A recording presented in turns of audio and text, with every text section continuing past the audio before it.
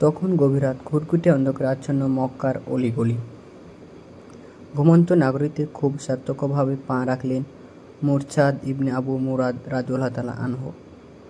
কাফেররা যেসব মুসলমানকে আটক রেখেছিল এবং অমানসিক নির্যাতন চালাচ্ছিল, তাদের কয়েকজনকে গোপনে মদিনায় নিয়ে যাওয়ার জন্য রাসূল সাল্লাল্লাহু আলাইহি ওয়াসাল্লাম তাকে পাঠিয়েছেন।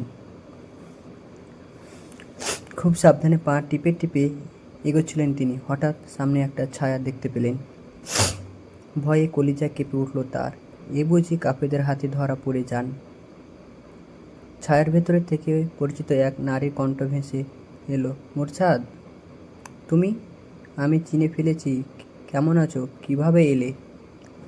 মুরসাদ রাদিয়াল্লাহু তাআলা কণ্ঠ চিনতে পারলেন। এটা উনাকে কণ্ঠ। জাহেলি যুগে এক নারীর সাথে তার অন্তরন, তবুও পরিচয় নিশ্চিত হওয়ার জন্য মুরসাদ রাদিয়াল্লাহু তাআলা জিজ্ঞেস করলেন, কে? উনাক নাকি? হ্যাঁ, আমি উনাক, তোমার প্রাণপ্রিয় উনাক, একদিন যাকে ছাড়া তোমার দুই দণ্ড চলত না। এত রাত্রে কোথায় যাবে তুমি? চলো আমাদের বাড়িতে। বলতে বলতে তার হাত ধরে টানতে লাগলো। মুরসাদ জাহেলি যুগের প্রেমিক এবং বাল্য সঙ্গিনী।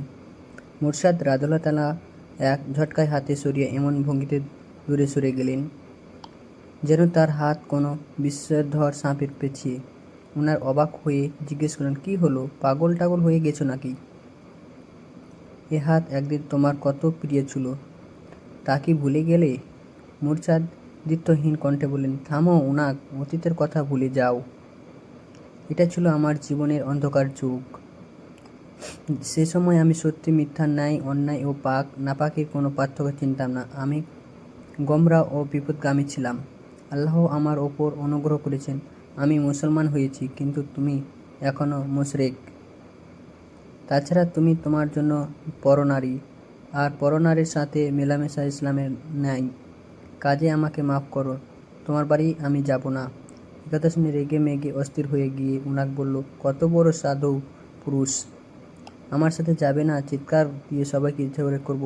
মুরসাদ পবিত্র জীবন ছেড়ে অপবিত্রার পথ আর মারাতে চান না, তাই বারবার তাকে ফিরিয়ে দিয়েছিলেন তিনি। এতে করে উনাক এক পর্যায়ে রাগান্বিত হয়ে গিয়ে আকাশ বাতাস ফুটিয়ে চিৎকার করে বলতে শুরু করলো, ওহে মক্কাবাসী, এই দেখো মুরসাদ এসেছে, তোমাদের বন্দীদেরকে ভাগিয়ে নিয়ে যাবে। আর যাই কোথায়? ঘুমিয়ে পড়া মক্কাবাসী জেগে উঠে দলে মুরসাদ রাদিয়াল্লাহু তাআলার পিছনে ছুটল।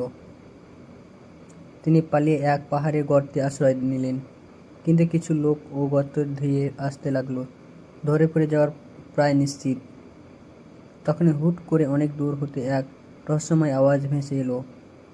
কেউ যেন বলেছে, ওদিকে নয়, এদিকে। তিনিও সেই আওয়াজ চড়ে ছুটলেন। ছুটতে ছুটতে একটা সময় দেখলেন তার পিছনে আস্ত থাকা লোকগুলো আর নেই। আল্লাহ তার সৎ ও পরেজগার বান্দার নিশ্চিত মৃত্যুর হাত থেকে অলৌকিকভাবে রক্ষা করবেন। যারা অন্যায়ের সাথে আপোষ না করে সব সময় সত্যের ওপর অটল অবিচল থাকে, আল্লাহ তাআলার ওপর বিশ্বাস রাখে, মহান আল্লাহ রব্বুল আলামিন এভাবে তাদেরকে কল্পনিতভাবে সমস্ত বিপদ আপদ থেকে বাঁচিয়ে রাখেন। সুবহানাল্লাহ।